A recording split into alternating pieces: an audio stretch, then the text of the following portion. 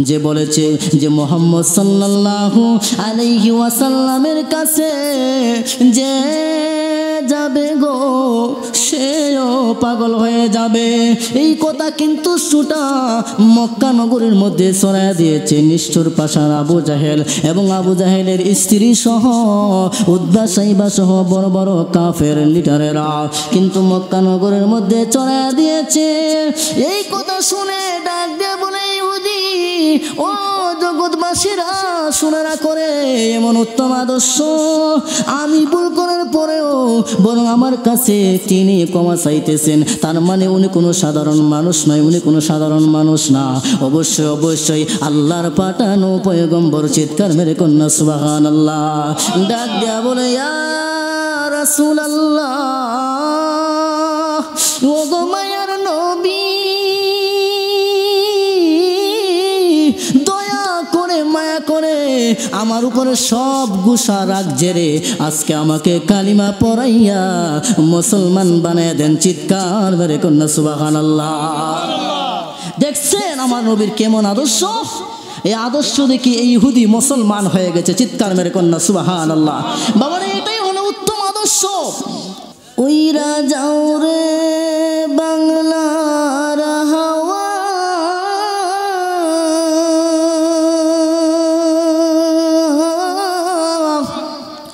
ওইরা যাও রে মদিনা,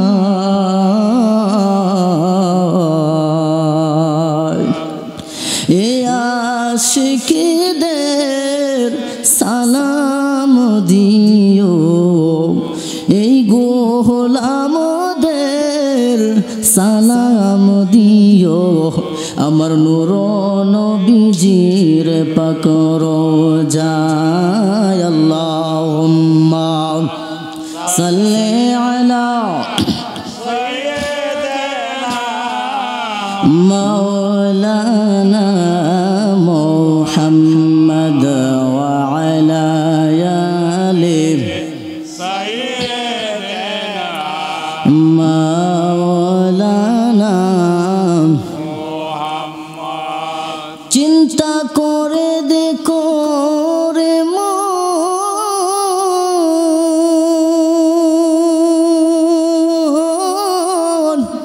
আরে রাত্র নিশি গভীরে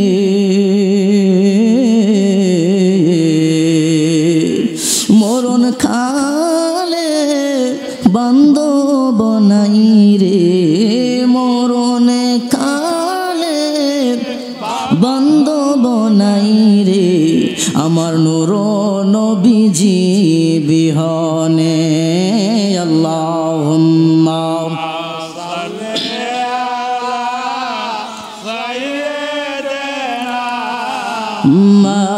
মাওলানা মুহাম্মদ ওয়া আলা আলি সাইয়্যিদিনা মাওলানা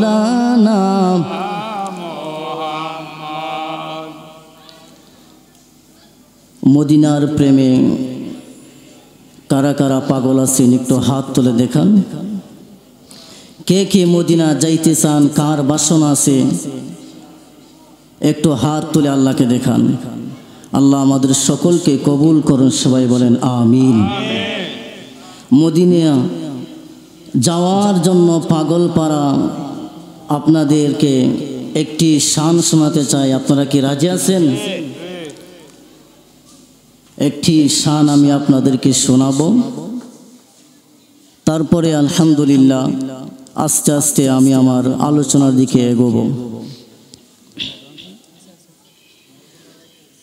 ওই মদিনারি দেওয়ানা আমি,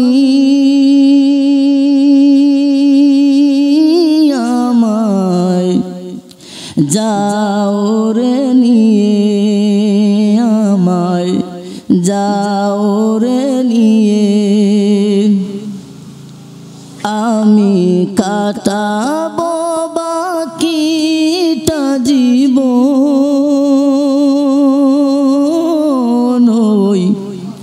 মদিনাওয়ালার কদমটা ছুঁয়ে ওই মদিনারি দেওয়ানা আমি আমায় যাও রে নিয়ে আমায় যাও রে নিয়ে সবকে চোচে তাকব পড়ে সে তাই দুলির মাঝে অনায়াসে কাটাবো সারা জীবন তার করুণা খুঁজে সবকে চোচে রে তাকব পড়ে সে তাই দুলির মাঝে অনায়াসে কাটাবো সারা জীবন তার করুণা খুঁজে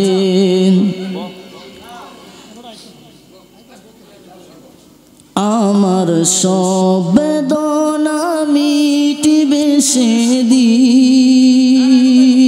সেদিন যবে দুনি মাখবো গায়ে আমার সব বেদনা মিটিবে সেদিন যবে দুনি মাখবো গায়ে ওই মদিনারি দেওয়ানা আমি আমায় যাও রে নিয়ে আমায় যাও রে নিয়ে না পেলে দিদার জীবন আমার হবে ভীষণ বৃথা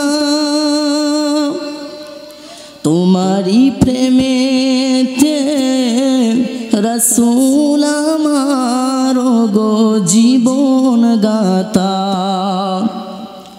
না পেলে দিদার জীবন আমার হবে ভীষণ বৃথা তোমারি প্রেমেতে রসুল আমার গো জীবন গাতা আমার এই দেহ প্রাণ চাই যে সদা চুমুকেতে মোবারক পায়ে আমার এই দেহ প্রাণ চাই যে সদা চুমুকেতে মোবারক পায়ে ওই মদিনারি দেওয়ানা আমি আমায় যাও রে নিয়ে আমায় যাও রে নিয়ে লা ইলাহা ইল্লাল্লাহ লা ইলাহা লা ইলাহা ইল্লাল্লাহ লা ইলাহা লা ইলাহা ইল্লাল্লাহ লা ইলাহা ইল্লাল্লাহ লা ইলাহা ইল্লাল্লাহ লা ইলাহা লা ইলাহা ইল্লাল্লাহ লা ইলাহা ইল্লাল্লাহ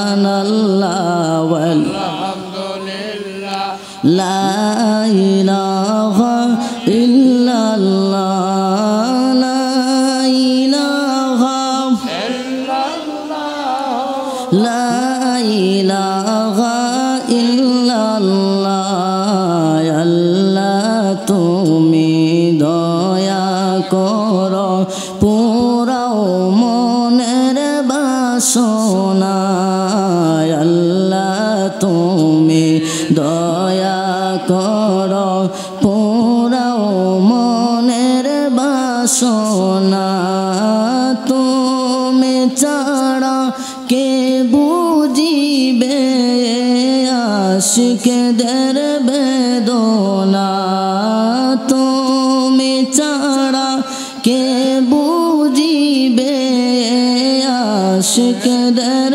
বেদনা সুবহানাল্লাহ ওয়ালহামদুলিল্লাহ লা ইলাহা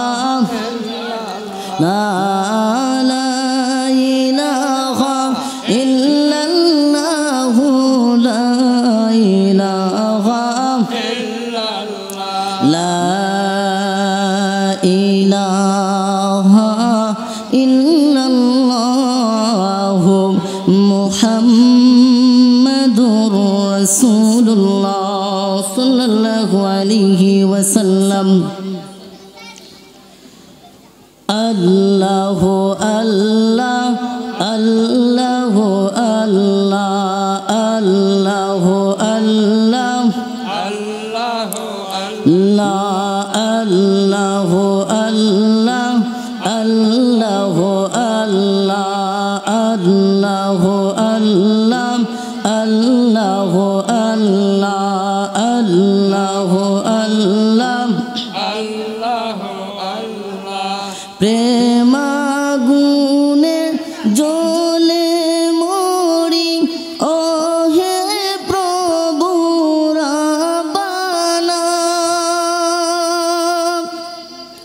আমরা যাহার প্রেমের পাগল আমরা যাহার প্রেমের পাগল তিনি সোনার মদিনা আল্লাহ আল্লাহ আল্লাহ আল্লাহ আল্লাহ আল্লাহ আল্লাহ আল্লাহ আল্লাহ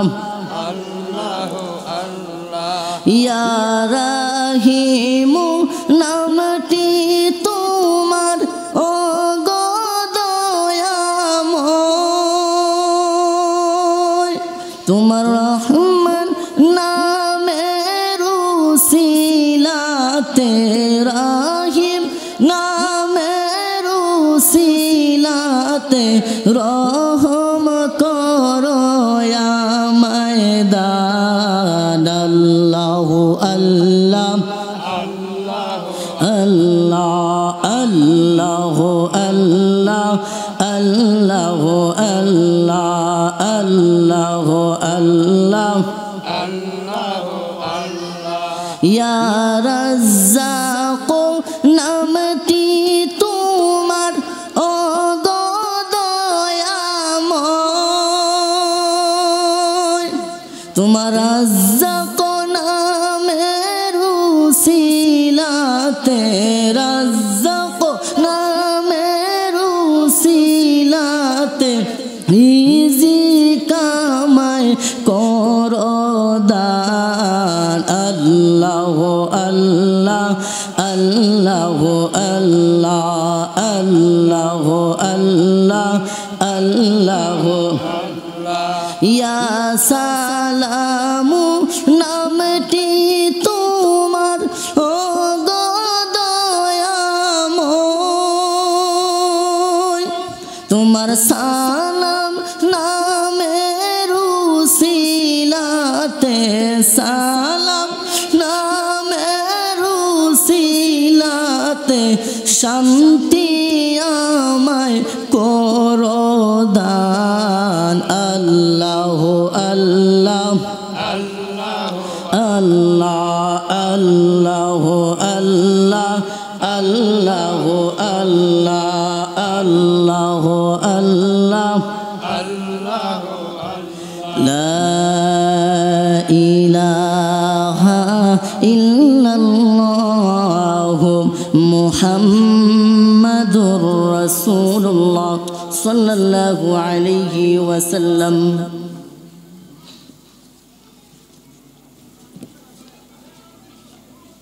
আলহামদুলিল্লাহ দামসার কানবাড়ি যুব সংগঠনের উদ্যোগে ও কবরবাসীর স্মরণে মাহবুবে সুবানি কুতুবে রব্বানি গাউসুল আজম শেখ সৈয়দ সুলতান মহিউদ্দিন বরপীর আব্দুল কাদির জিলানী রহমতুল্লাহি আলাইহির পবিত্র ফাতিহা ও ইয়াজদাহর উদযাপন উপলক্ষে 22তম ইসালে সাহাবের মাহফিল। আজকের এই মাহফিলের সম্মানিত সভাপতি, উপস্থিত আমার সময় বয়সী বাবা, আমার সময় বয়সী ভাইয়েরা, মুরব্বী বাবারা, যুবক ভাইয়েরা, স্নেহের ছোট ভাই, মাইকের আওয়াজ যতটুকু দূর পর্যন্ত যাচ্ছে আমার পর্দানিশীন মা ও বোনেরা, সকলকে আমি আমার হৃদয়ের গভীর থেকে আবারও জানাচ্ছি সালাম, আসসালামু আলাইকুম ওয়া রাহমাতুল্লাহি ওয়া বারাকাতুহু। শুকরিয়া আদায় করি মহান রব আল্লাহ সুবহানাহু ওয়া তাআলার দরবারে, যিনি আপনাদেরকে আমাকে আমাদের সকলকে আজকের এই এত সুন্দর একটি নুরানি কোরআনি সুন্নাহর মাহফিলে আসার এবং বসার তৌফিক দান করেছেন। এজন্য আমরা সকলে অন্তরের অন্তঃস্থল থেকে কালিমাতুশ শুকর আদায় করে সবাই উচ্চ কণ্ঠে বলি আলহামদুলিল্লাহ। লক্ষ কোটি দুরূদ ওয়া সালাম নুরুন নবী সৈয়দুল মুরসালিন ইমামুল আম্বিয়া সৈয়দুল আম্বিয়া খাতামুন নবিয়্যিন আফতাবে নবুয়াত শাহানশাহে রিসালাত নূরে মুজাসসাম নূরুন আলা নূর সৈয়দিনা হাবিবিনা শফিঈনা হযরত মুহাম্মদ মুস্তাফা সাল্লাল্লাহু তাআলা আলাইহি ওয়াসাল্লামের উপর শুকরিয়া আবারও আদায় করি যে মহান রব আপনাকে আমাকে হাজারো মানুষের ভিতর হতে যাচাই এবং বাছাই করে আজকের এই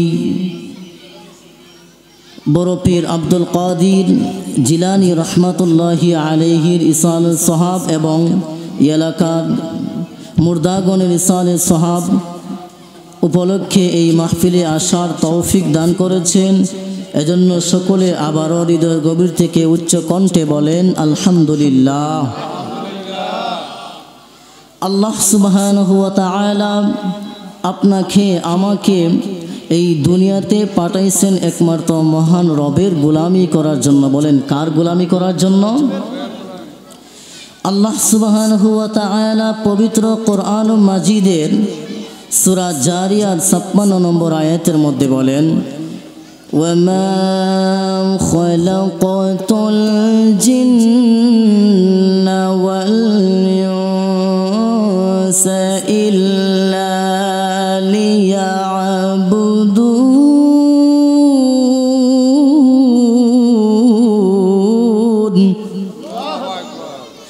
আল্লাহ সুবহানাহু ওয়া তাআলা বলেন আমি মানুষ এবং জিনকে সৃষ্টি করেছি ইল্লা লিয়াবুদুন, একমাত্র আমি আল্লাহর গোলামি করার জন্য, আমি আল্লাহর বন্দেগী করার জন্য। বলেন না সুবহানাল্লাহ। আল্লাহ সুবহানাহু ওয়া তাআলা আপনাকে আমাকে এই দুনিয়াতে ওনার ইচ্ছায় পাঠাইছেন। বলুন কার ইচ্ছায় পাঠাইছেন? আল্লাহ তাআলার ইচ্ছায় পাঠাইছেন। আবার যখন ওনার ইচ্ছা হয়ে যাবে তখন আপনাকে আবার নিয়ে যাবেন। আপনি কোনো প্রকার বাহানা করে, আপনি কোনো প্রকার উসিলা খুঁজে, কোনো কিছুই খুঁজে আপনি মৃত্যু থেকে পলায়ন করতে পারবেন না। কথা বলেন ঠিক কি না? এজন্য আল্লাহ সুবহানাহু ওয়া তাআলা পবিত্র কোরআন মাজিদের মধ্যে বলেন কুল্লু নাফসিন যায়িকাতুল মাউত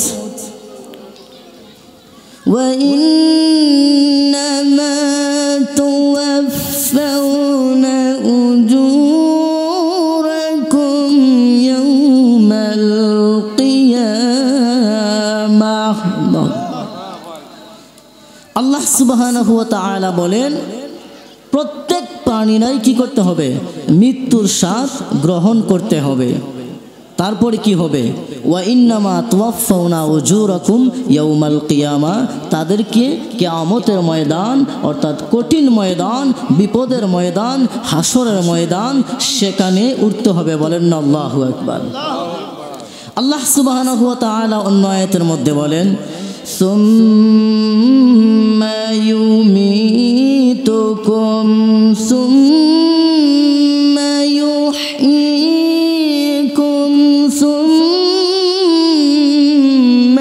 ইলাইহি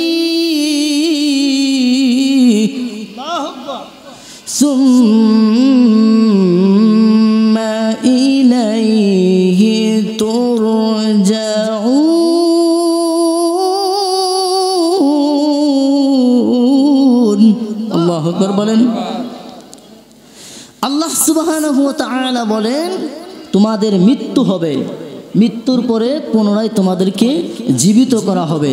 জীবিত করার পরে শেষ নয়, তোমাদেরকে হাসরের ময়দানে তোলা হবে এবং তোমাদের কাছ থেকে হিসাব নিকাশ নেওয়া হবে। বলেন না সুবহানাল্লাহ। আল্লাহ সুবহানাহু ওয়া তাআলা প্রথমে বলেছেন যে আমি আল্লাহ তোমাদেরকে দুনিয়াতে পাঠাইছি, তার একটাই কারণ হচ্ছে আমি আল্লাহর গোলামি করবে, আমি আল্লাহর বন্দিগি করবে। বলেন না সুবহানাল্লাহ। এবং এই সব কিছুর হিসাব আমি আল্লাহ তোমাদের হাসরের ময়দানে নিব। বলেন না সুবহানাল্লাহ। তাহলে আল্লাহ সুবহানাহু ওয়া তাআলা বলছেন যে আমি তোমাদেরকে ইবাদতের জন্য তৈরি করেছি, তোমাদেরকে আমি আল্লাহকে ডাকার জন্য তৈরি করেছি। তাহলে তোমরা কিভাবে ডাকবা? তাহলে তোমরা কিভাবে আমি আল্লাহকে ডাকবা? তাহলে তোমাদের জন্য শোনো শোনো, তোমরা কিভাবে ডাকবা, কার তরিকায় ডাকবা, কাকে অনুসরণ করবা, কাকে তোমরা মানবা, কাকে তোমরা আদর্শ মানবা, আমি আল্লাহ তোমাদেরকে শিখাইয়া দিয়েছি। বলেন না সুবহানাল্লাহ। আল্লাহ সুবহানাহু ওয়া তাআলা সূরা আহজাবের 21 নম্বর আয়াতের মধ্যে বলতেছেন লাকাদ কানা লাকুম ফি রাসূলিল্লাহি উসওয়াতুন হাসানাহ। সুবহানাল্লাহ বলেন। আল্লাহ সুবহানাহু ওয়া তাআলা বলেন ও ইমানদারেরা, ও ইমানদারেরা, ও নবীর আশিকেরা, শুনো রে বাবা। আল্লাহ সুবহানাহু ওয়া তাআলা সমস্ত ইমানদারদেরকে ডেকে ডেকে বলতেছেন লাকাদ কানা লাকুম ফি রাসূলিল্লাহি উসওয়াতুন হাসানাহ। তোমাদের জন্য তোমাদের নবীর মধ্যে রয়েছে উত্তম আদর্শ। চিৎকার মেরে কন্যা সুবহানাল্লাহ। বলেন কার মধ্যে রয়েছে? আমাদের রাসূল, আমাদের প্রিয় নবী, মায়ার নবীর মধ্যে রয়েছে আমাদের জন্য উত্তম আদর্শ। চিৎকার মেরে কন্যা আল্লাহু আকবার। বাবারে কেমন আদর্শ আমার মায়ার নবীর গো, যে আদর্শ বর্ণনা করে শেষ করা যাবে না রে।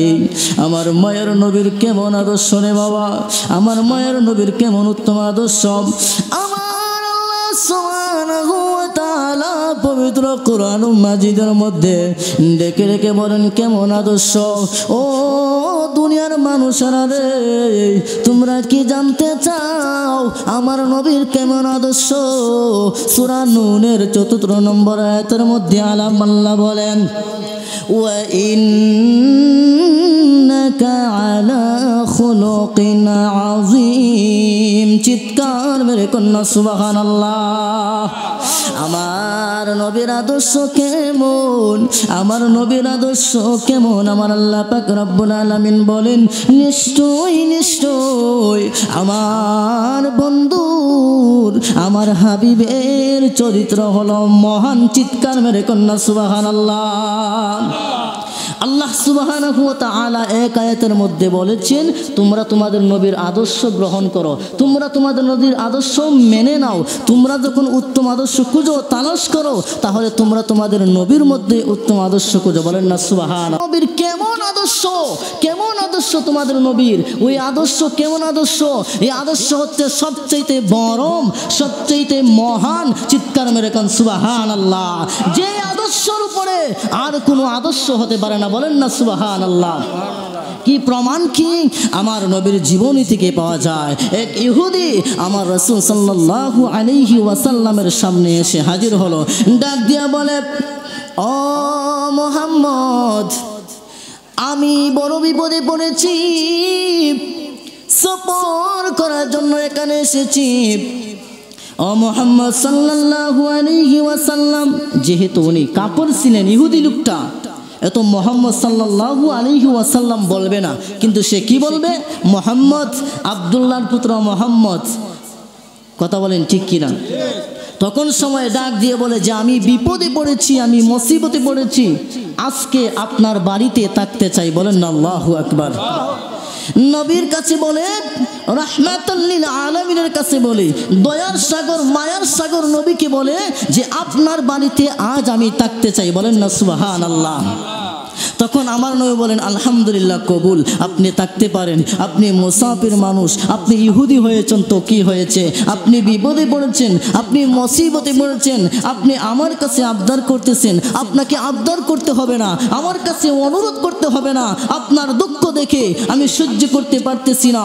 আপনি চাইলে আজকে রাত আমার বাসায় থাকতে পারেন এবং আপনাকে উত্তম খানা দানার ব্যবস্থা করব ইনশাআল্লাহ।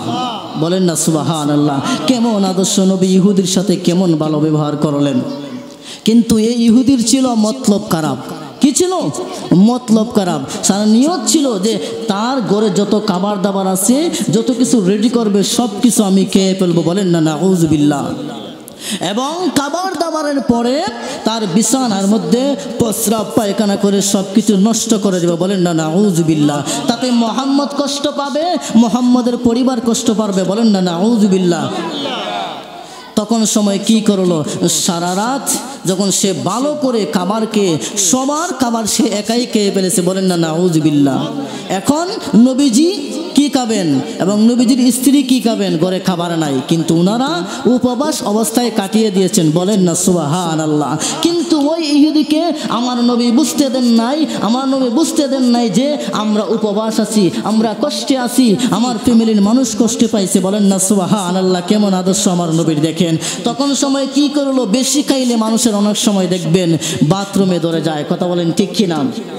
অতিরিক্ত খাওয়ার কারণে সে সারা রাত ঘুমাইতে পারে নাই। সে পেটে ব্যথা হঠাৎ করে ডাক দিল, ডাকার পরে তখন সে কি করবে? বাথরুমে যাবে না। তার তো আগে থেকেই নিয়ত যে বিছানার মধ্যে প্রস্রাব করবে, বিছানার মধ্যে পায়খানা করবে, বিছানাকে ধ্বংস করবে, নষ্ট করবে। তার তো আগে থেকেই নিয়ত ছিল, খারাপ মতলব ছিল। সেজন্য সে এই রাত্রিতে বিছানার মধ্যে প্রস্রাব করলো, বিছানার মধ্যে পায়খানা করলো। চিৎকার মেরে কোন নাউযুবিল্লাহ। ওই ইহুদি পায়খানা করার পর সে ভাবলো, যদি মুহাম্মদ এখন টের পেয়ে যায় তাহলে আমার অবস্থা খারাপ, তাড়াতাড়ি আমি পালাই, না হলে আমার উপায় থাকবে না। কিন্তু সে তো জানে না আমার নবী কত দয়ালু। বলেন না সুবহানাল্লাহ। সে তো জানে না আমার নবী কেমন, আমার নবীর চরিত্র কেমন, সে তো এটা জানে না। কিন্তু মানুষের মুখ থেকে কিন্তু শুনছে যে আমার নবী অত্যন্ত দয়ালু, মেহেরবান। চিৎকার মেরে কোন সুবহানাল্লাহ। সে মানুষের কাছ থেকে শুনছে, শুনলে কি হবে? বাস্তবে তো আর দেখে নাই, কিন্তু ভয় পাইতেছে। তখন সময় বয়সে রাত পোয়াবার আগেই সে চলে গেল, রাস্তা দিয়ে রওনা হয়ে গেছে। যাইতে যাইতে রাস্তা অনেক দূর চলে গেছে। যাওয়ার পরে হঠাৎ মনে পড়লো, হায় রে, আমার কাছে যে একটা তলোয়ার নিয়েছিলাম, যে তরবারি ছিল, সেই তরবারিটা তো সেই বিছানার নিচে রেখেছিলাম, সেই তরবারিটা তো রেখে আসছি। আমার নিরাপত্তার জন্য তো সেই তরবারি ব্যবহার করি। এই তরবারি যদি আমার কাছে না থাকে তাহলে শত্রুরা যদি আমার উপরে আক্রমণ করে তাহলে আমি তাদেরকে কিভাবে প্রতিহত করব? একদিকে শত্রুর ভয়, আরেকদিকে আমাদের প্রিয় নবীর ভয়, যাতে কয় মুহাম্মদ সাল্লাল্লাহু আলাইহি ওয়াসাল্লামের কাছে গেলে আমি কি জবাব দেব? উনি কি আমাকে শাস্তি দিবেন? উনি কি আমাকে মারবেন? উনি কি আমাকে কিছু বলবেন? আর নাকি শত্রুর হাতে চলে যাব? না না, শত্রুর হাতে যাওয়া যাবে না। যেহেতু আমি জানি মুহাম্মদ সাল্লাল্লাহু আলাইহি ওয়াসাল্লাম দয়ার সাগর, মায়ার সাগর, তাহলে আমি চলে যাই। এক কদম সামনের দিকে দেয়, আরেক কদম পিছনের দিকে দেয়। কি করবে? কিন্তু শেষ পর্যন্ত সিদ্ধান্ত নিয়েই নিল যে আমি মুহাম্মদ সাল্লাল্লাহু আলাইহি ওয়াসাল্লামের কাছে চলে যাব। বলেন না সুবহানাল্লাহ। তখন সময় আমার মায়ার নবীর কাছে হাজির হয়ে গেল। দেখে আমার নবীর দিকে তাকাই আমার নবী ওই বিছানার বাথরুম পায়খানাগুলা পরিষ্কার করতেছেন। চিৎকার মেরে কোন আল্লাহু আকবার। আমার নবী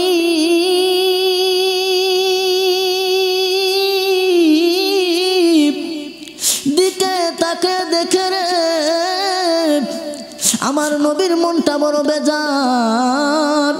ওই ইহুদি বয়ে তোর করে কাঁপতেছে। সে ভাবতেছে হয়তো আমি মুহাম্মদ সাল্লাল্লাহু আলাইহি ওয়াসাল্লামের বিছানায় পায়খানা করার কারণে হয়তো মুহাম্মদ সাল্লাল্লাহু আলাইহি ওয়াসাল্লাম আমার এই দেওয়া কষ্টে ব্যথায় ব্যতীত হয়ে হয়তো মুহাম্মদ সাল্লাল্লাহু আলাইহি ওয়াসাল্লামের মন বেজার হয়ে আছে। চিৎকার মেরে কন্যা নাউযুবিল্লাহ। তার মনের ভিতরে কিন্তু এটা, কিন্তু না না না সামনে গেল। যাওয়ার পরে রাসূল সাল্লাল্লাহু আলাইহি ওয়াসাল্লামকে গিয়ে বলল, ও আব্দুল্লাহর ছেলে মুহাম্মদ, আমি তোমার কাছে ভুল করে ফেলেছি। আপনার বাড়িতে আমি আপনার ঘরে পায়খানা করে ফেলেছি। শুধু আপনার ঘরে নয়, আপনার বিছানার মধ্যে পায়খানা করে ফেলেছি, আপনার বিছানার মধ্যে প্রস্রাব করে ফেলেছি। আমি ভুল করেছি, আমাকে ক্ষমা করে দাও। আমার নবী ডাক দিয়া বলেন, এ ইহুদি,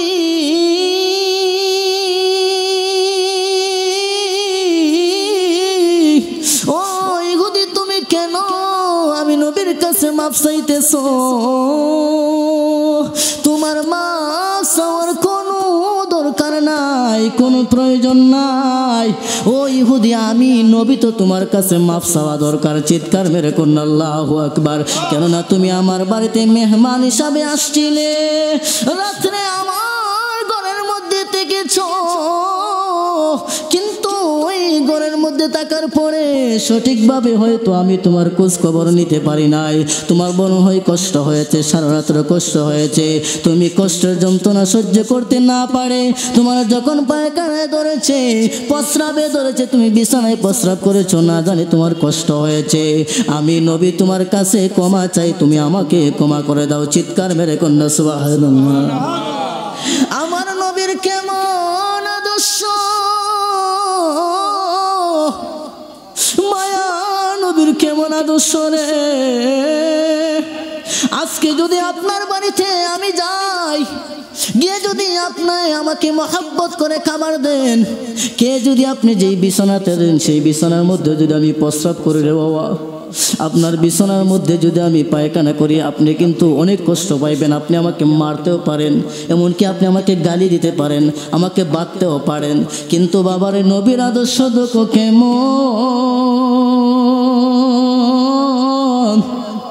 আমার মায়ার নবী, দয়াল নবী রে, কেমন দয়াল নবী রে।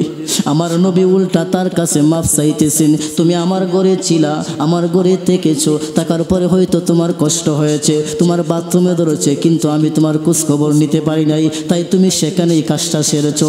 আমার ভুল হয়েছে, আমাকে ক্ষমা করে দাও। ইহুদি ডাক দিয়া বলে, ও জগৎবাসী রে, এমন উত্তম চরিত্র, এমন উত্তম চরিত্র লোক কোনোদিন সাধারণ কেউ হতে পারে না রে। এরকম উত্তম চরিত্রের লোক কোনোদিনও সাধারণ হতে পারে না। যেহেতু মক্কার মধ্যে ছড়ায় দিয়েছে আমার নবী পাগল, আমার নবী পাগল, সবাই কিন্তু ভয় পায়।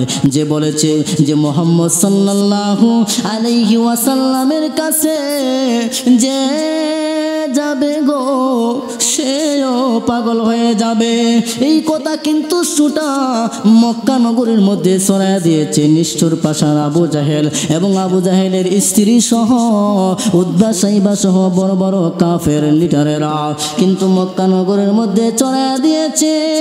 এই কথা শুনে ডাক দিয়ে বলে, ইহুদি, ও জগৎবাসীরা শুনে করে, এমন উত্তম আদর্শ আমি ভুল করার পরেও বরং আমার কাছে তিনি ক্ষমা চাইতেছেন। তার মানে উনি কোনো সাধারণ মানুষ নয়, উনি কোনো সাধারণ মানুষ না, অবশ্যই অবশ্যই আল্লাহর পাঠানো পয়গম্বর। চিৎকার মেরে কন্যা সুবহানাল্লাহ। ডাক দেয়া বলে, ইয়া রাসূলুল্লাহ, ও গো মায়ার নবী,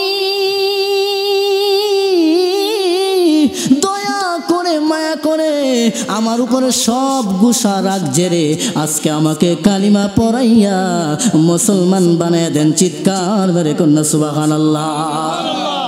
দেখছেন আমার নবীর কেমন আদর্শ? এই আদর্শ দেখি এই ইহুদি মুসলমান হয়ে গেছে। চিৎকার মেরে কন্যা সুবহানাল্লাহ। বাবারে এটাই হলো উত্তম আদর্শ।